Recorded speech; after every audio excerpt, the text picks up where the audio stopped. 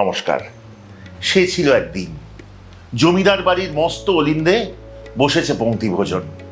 জমিদার মশাই নিজে গিলে করা পাঞ্জাবি আর কোঁচানো ধুতি পরে চেয়ারে বসে আছেন। এর পাতে ওর পাতে দেখেন আর মাঝে মধ্যে হাঁক দিয়ে বলেন, ওরে কে আছিস, জগবন্ধুর পাতে আর একটা মাছ দিয়ে যা। অমনি হন্তদন্ত ওই ছুটে আসে যারা পরিবেশন করছে, তারা এসে জগবন্ধুর পাতে ধপ করে ফেলে এত বড় পোনা মাছের টুকরো। কিন্তু কে বলে যে জমিদার বাড়ির ভোজ হলেই তাতে পোনা মাছের টুকরো হতে হবে এত বড়? কালীপুর আর মুক্তাগাছা, অবিভক্ত ভারতবর্ষের ময়মনসিংহের দুই বিরাট এস্টেট। সেখানকার ভূস্বামী অর্থাৎ জমিদার ছিলেন শ্রী ধীরেন্দ্রকান্ত লাহিড়ী চৌধুরী। তাঁর স্ত্রী রেণুকা দেবী খাস জমিদার গিন্নি হলেন কিনা, সেই জমিদার গিন্নির রান্না ছোট্ট করে কাটা পোনা মাছের টুকরো দিয়ে। চটজলদি রান্না যখন শেখাচ্ছি তখন এই রান্না এত সহজ, এত কম সময় হয়, অথচ খাস জমিদার বাড়ির রান্না না শিখিয়ে পারলাম না। আজকে আমরা একসাথে শিখব সেই রান্না, রুই মাছের পেঁয়াজি কালিয়া। চলুন শিখি।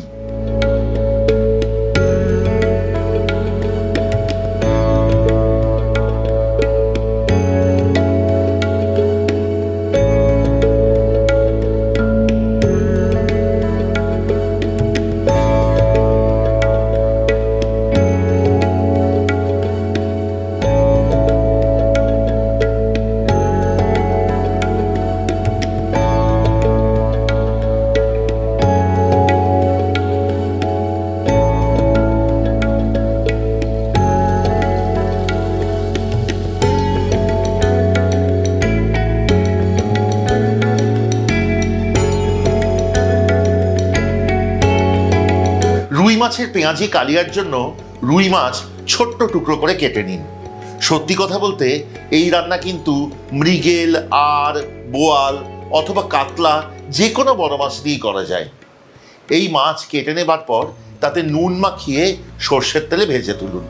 আর এই রান্নার জন্য আলুও কিন্তু মাছের সমানভাবে কাটবেন এবং পেঁয়াজ কাটবেন সমানভাবে চৌকো করে।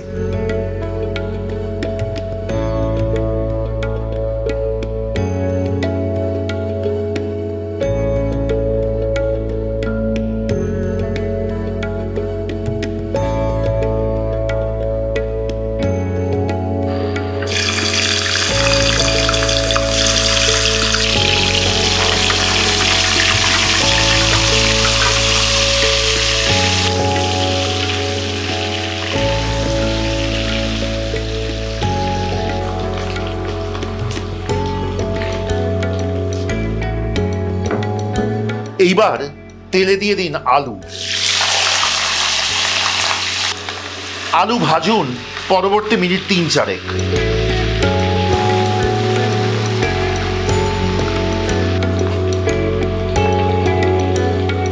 মিনিট 4 মাথায় আলুর সাথে যোগ করুন পেঁয়াজ।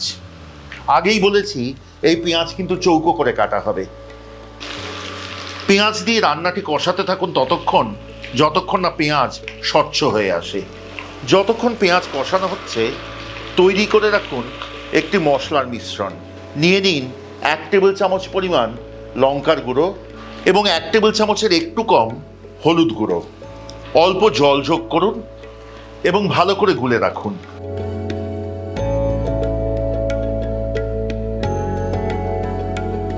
পেঁয়াজ স্বচ্ছ হয়ে এসছে।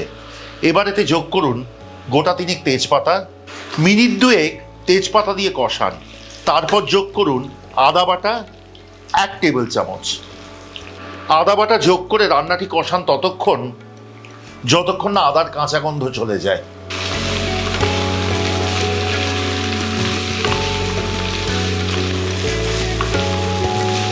আদার কাঁচা গন্ধ চলে গেছে। এইবার যোগ করুন আগে থেকে গুলে রাখা হলুদ এবং লঙ্কা। কষান ততক্ষণ যতক্ষণ না মশলা ভেজে তেল ছেড়ে দেয়।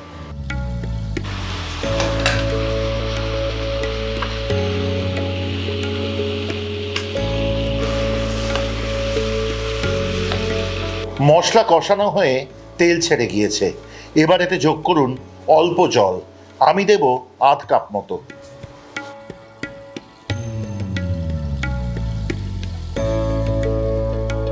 সাথে দিন স্বাদ অনুসারে নুন। ভালো করে মিশিয়ে রান্নাটি ফুটতে দিন ততক্ষণ যতক্ষণ না আলু সুসিদ্ধ হয়। এই পর্যায়ে যদি দেখেন যে আলু সেদ্ধ হতে এখনো বাকি আছে, তাহলে দয়া করে আঁচ কমিয়ে দেবেন এবং ঢাকা দিয়ে রান্নাটি ফুটতে দিন। কিছুক্ষণের মধ্যেই দেখবেন জল শুকিয়ে এসছে অনেকখানি এবং অল্প ঝোল থেকে তেল আবার ভেসে উঠেছে। আমাদের রান্নাটি কিন্তু প্রায় শেষ। এখন যোগ করব মাছ, ঘি এবং গরম মশলা। সত্যি কথা বলুন, খুব সহজ না রান্নাটি, এবং খুব সুস্বাদু হয়, সে কথা আমি দিচ্ছি। এই মাছের পেঁয়াজি কালিয়া যদি একবার করেন বারবার করতে ইচ্ছা করবে। কেমন লাগছে আজকের পর্বটি আমাদের অবশ্যই কমেন্টে লিখে পাঠান। যদি ভালো লাগে শেয়ার করুন, সাবস্ক্রাইব করুন, এবং যদি মনে করেন যে আমাদের সব রান্নার নোটিফিকেশন আপনার কাছে প্রথম পৌঁছবে, তাহলে অবশ্যই বেল আইকনটি টিপে দিতে ভুলবেন না। আরেকটি কথা, আমাদের কাছে কিন্তু আপনারা খাবার অর্ডার দিতে পারেন। যদি চান অর্ডার দিতে, তাহলে যেদিন অনুষ্ঠান বা যেদিন খাবার প্রয়োজন তার দুদিন আগে আমাদের জানাতে হবে। আমাদের যোগাযোগ করবার নম্বর হলো 6291834357। এই নম্বরে ফোন করে অথবা হোয়াটসঅ্যাপ করে যোগাযোগ করে আমাদেরকে খাবার অর্ডার করুন। সেই খাবার আমরা পরিবেশন করি কলকাতা, নিউ টাউন এবং সল্টলেক জুড়ে। খাবার আপনার বাড়িতে পৌঁছে দিই আমরা। যেহেতু এ রান্নায় মাছ ছোট করে কাটা, তাই আগে মাছ দিলে ভেঙে যেতে পারে। আগে যোগ করুন ঘি। আমি দেব 1 টেবিল চামচের একটু বেশি। সাথে দিন 1 চা চামচ গরম মশলার গুঁড়ো, অর্থাৎ এলাচ, লবঙ্গ এবং দারচিনি। ভালো করে মিশিয়ে নিয়ে সবশেষে যোগ করুন মাছ। খুব সাবধানে আর অল্পক্ষণ নাড়িয়ে নেবেন, তাহলেই প্রস্তুত মাছের পেঁয়াজি কালিয়া। অল্প মাছে যদি অনেককে খাওয়ানোর হয়, এই রান্না কিন্তু আদর্শ।